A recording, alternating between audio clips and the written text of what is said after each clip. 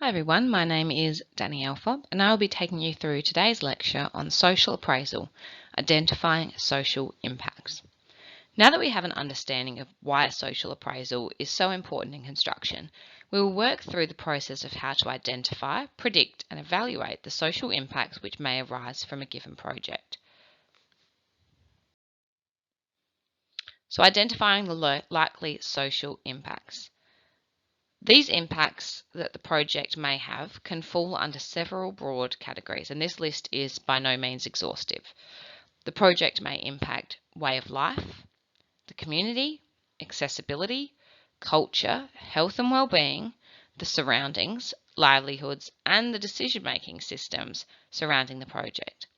We will discuss how to identify negative, positive, and cumulative social impacts. Let's delve into a couple of these a little bit deeper to start off with. So way of life, well, that includes how people live, how they get around, how they work, how they play, and how they interact each day. The community includes the composition, the cohesion, character, how the community functions, their resilience, and people's sense of place. Accessibility can include how people access and use infrastructure, services and facilities, whether provided by a public, private or not-for-profit organisation. Cultural includes both Aboriginal and non-Aboriginal cultural and heritage, including shared beliefs, customs, practices, obligations, values and stories, and also connections to country, land, waterways, places and buildings. Health and well-being can include physical and mental health, especially for people vulnerable to social exclusion or substantial change, psychological stress resulting from financial or other pressures, and access to open space and effects on public health. Surroundings can include ecosystems and ecosystem services such as shade or pollution control, erosion control, public safety and security, access to and use of the natural and built environment, and the aesthetic value and amenity of the area. Livelihoods can include people's capacity to sustain themselves through employment or business, and some projects may have impacts in all of these categories, including decision-making systems, which is the extent to which people have a say in decisions that affect their lives and have access to complaint, remedy, and grievance mechanisms, while other projects may only have a few. For example, an influx of workers on a new construction site could affect both way of life and community. And neatly categorising impacts is not as important as identifying and assessing them. So we're not going to get too hung up on the titles of these. The categories simply provide prompts to consider for possible social impacts. And we also want to consider how benefits and impacts are distributed differently between different social groups and each group's capacity to respond to these. This includes impacts on Aboriginal communities with consideration of livelihood and well-being of Aboriginal communities, as well as cultural impacts. Depending on the project, it may be necessary to consider and assess reasonable and justified fears and concerns held by the community in relation to any of the categories on screen. The focus should be on their logical basis, not merely their number. And like we've seen here, it's important to focus on both the positive and negative impacts. When assessing the nature and scale of social impacts, we need to consider the project's location, including whether it will be densely or sparsely populated or whether it will be contained within one council boundary or several. We need to look at the layout and design. Will it be linear? Is it contained within a discrete site? We need to look at the social locality, the proposed construction and operation methods, and expected duration of each method. We also need to consider the local and regional context, including dependency on or proximity to other state significant projects or other forms of industry. So social locality, what does that actually mean? Well, it means the area of social influence, if we want to distill it very, very simply. And when looking at social locality, we want to consider the scale and nature of the project, who may be affected, whether any vulnerable or marginalised people may be affected, built or natural features in the area, relevant social, cultural and demographic trends, along with the history of the proposed project area. So let's have a look at an example. So linear projects such as rail lines, roadways or utility services are typically narrow, but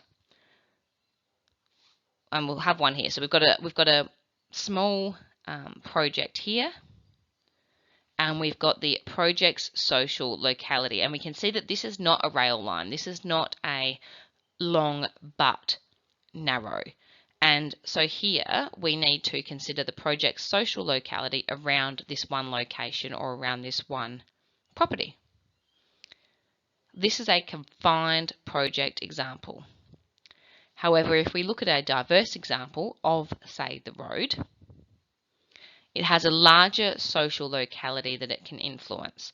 So the actual project might not be much larger. In this case, it is a bit larger, but the project's social locality and influence is much larger.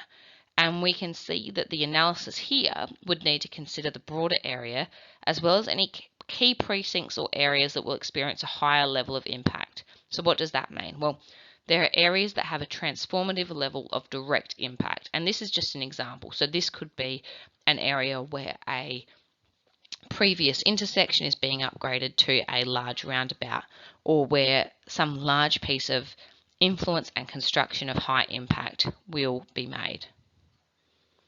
Then we have moderate direct impacts, and while not as large as the project's social locality, again, the residents, community and stakeholders in these areas may require additional consultation and may really have some issues or perceived issues that they would like to talk about for the project. So negative social impacts might include things like decreased amenity during construction programs, which can affect jobs and business opportunities. And we see this when a road gets done up in a high traffic social shopping strip and people cannot access the shop frontages. We see that there is decreased influx of people coming through for those jobs and businesses. There may be an increase in dust or noise, which impacts the community and can also impact the community health, surroundings and well-being. Alterations to traffic routes and management, reducing a community's ability to walk or cycle, may in turn affect communities' health and well-being. And land use changes that affect community character and people's sense of place, including a sense of cultural loss for Aboriginal people. These are all negative social impacts which may continuously arise on different projects when you do your engagement. What are some positive social impacts? Well, they're just as valid and also need to be assessed. So the assessment includes the positive social consequences of change. For example, if there is improved public health resulting from increased public space, rather than simply stating the change itself. So in any appraisal report, we always look at both positives and negatives, and this is exactly like that. Rather than simply stating the change of there is increased public space, we would go and dive into what that is resulting in for the local community. Now, it is worth noting we need to be careful to assess positive impacts impartially and not to overstate them. So positive social impacts might include the following: improved livelihoods from increased jobs and business opportunities or less commuting, improved public community health, environment and well-being, social development or a stronger sense of place and community cohesion through community investment or shared infrastructure, and community development initiatives, capacity building and stronger community institutions. Cumulative social impacts can arise from just project activities, for example, dust and noise, or from multiple projects needing similar resources, for example, skilled labour, housing or water. The most effective way to assess cumulative social impacts is to consider them from the viewpoint of those experiencing them, and this is where that empathy factor comes in. There is also a guide that you can access through the library or online called the Department's Cumulative Impact Assessment Guidelines for State Significant Projects, and this can also be used to help inform the EIS assessment. And we're going to have a look at a case study, but first let's jump into what some of the cumulative social impacts may be. Well, we've got multiple projects in a given time period. project activities, for example, dust, noise, blasting, traffic impacts from shift changes across multiple projects. That's the coming and going of multiple workers. And we need to consider when assessing the cumulative impacts, the scale and nature of them, the combined effect of the impacts on the community, and any mitigation measures. So let's jump into the case study. So this is the Wilpinjong Extension Project in the Western Coalfields, and it's located around 5 kilometres from a coal complex which already exists to the west, and 11 kilometres from a mine complex to the northwest. Now, at the time of the extension project application, stage 1 was already operating with stage 2 under assessment, and the mine complex was also already in operation.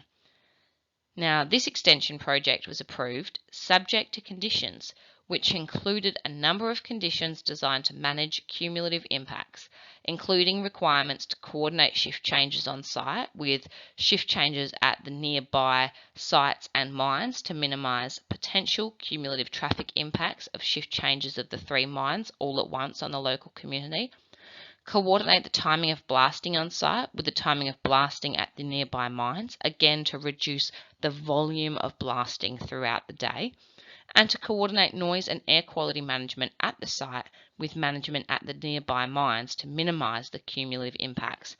And if these were not done, then approval was denied. So we can see social impacts can result in things like protests and negative media attention, but they can also impact in applications not being granted.